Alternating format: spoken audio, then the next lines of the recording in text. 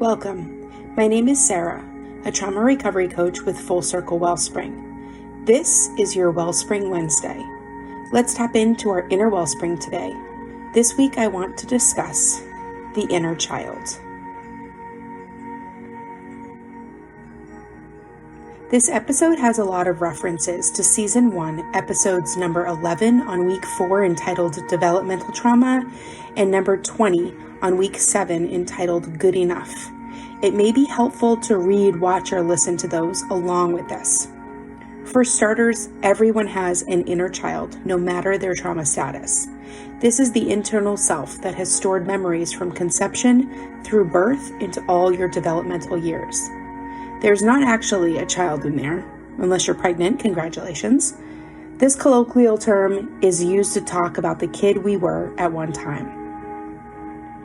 Infants' brains start developing in the womb, and every interaction and word is recorded and stored internally like a computer hard drive.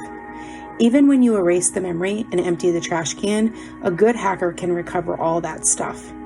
If it crossed the path of your computer, it's still in there somewhere, even if you can't find it easily.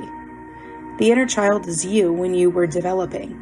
A vast majority of adult responses, reactions, patterns, behaviors, and beliefs were all formed in the developmental years of their child. That inner child is still at work, encouraging you to do the same behaviors and tactics it used as a child. The inner child has a lot of issues too. If you weren't heard or believed when you were young, your inner child still carries the pain of being invisible. If your inner child used to dissociate during sexual violence, it could keep you disconnected well into your adult years. When the inner child is bullied or mocked, it will continue the pattern of self-criticism, even though it may be things you'd never say out loud, though your inner voice says harsh words all day long to you.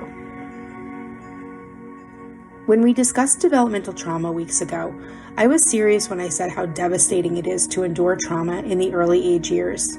Back then, anything that happened to you was because you were not in control of your circumstances. As a child, without the freedom to leave an abusive situation, this left an impact that can barely be described in words. As a kid, you also couldn't grapple with everything going on. You simply didn't understand. You also have an innate sense of love for your caregivers, so it's very common for trauma survivors to turn on themselves rather than their abusive caregivers because it's too hard to comprehend why the adults in your life are hurting you. You surmise that you must be the problem, you must be bad, and you can carry that burden for your whole life. When I spoke on Good Enough Parents, I talked at length about healing the inner child. This is what the psychology world calls inner child work. That thing that I called really, really hard work, but also the most beautiful, yeah, that. Inner child healing is about mourning for your childhood that you had, good or bad. Sometimes non-trauma survivors feel like they missed out on much, or they simply miss being a kid so much. It's okay to feel this way. A lot of people wish they could return to childhood and fix all the things that happened. They say things like, I had to go back and tell that little girl that she's worth more than gold and not to let anyone tell her otherwise. Well, my friends, you can do just that. With inner child work, you can grieve what happened to you, what you lost, what you miss now, what didn't happen to you, and more. Then you can actually go back and find the scenes that star the little hurt inner child. You can rescue them. Tell them that you're grown now and that they are safe. You can tell them they are worth gold. And you can tell them perhaps that as an adult you no longer talk to that abusive stepfather, or maybe that he died. The inner child is actually listening to you. You can visit them, spend time listening. Let them know you're grown and healing now. This is real. This isn't just woo-woo, and it's not even a little woo. It's science, psychology at its finest, to be honest. It's that powerful, in my opinion. You can also, in present time at the age you are now, write things down that need healing, like the things that didn't happen that should have.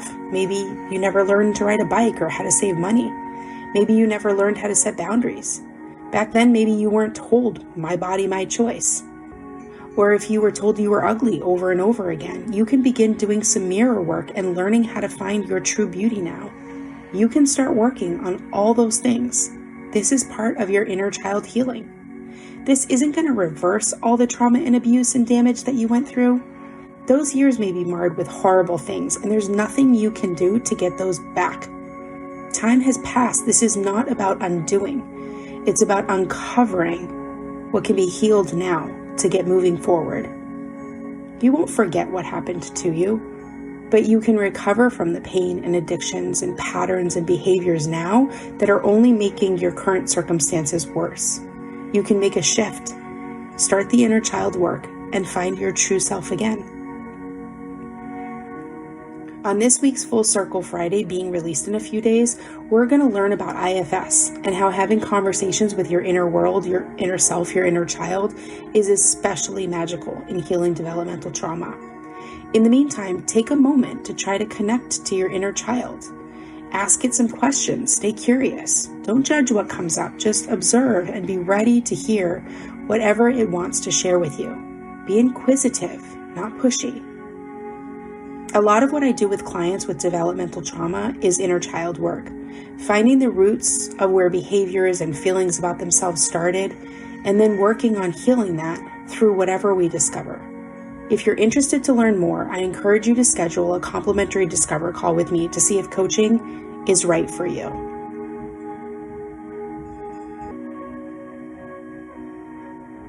Thank you for joining me for this week's Wellspring Wednesday.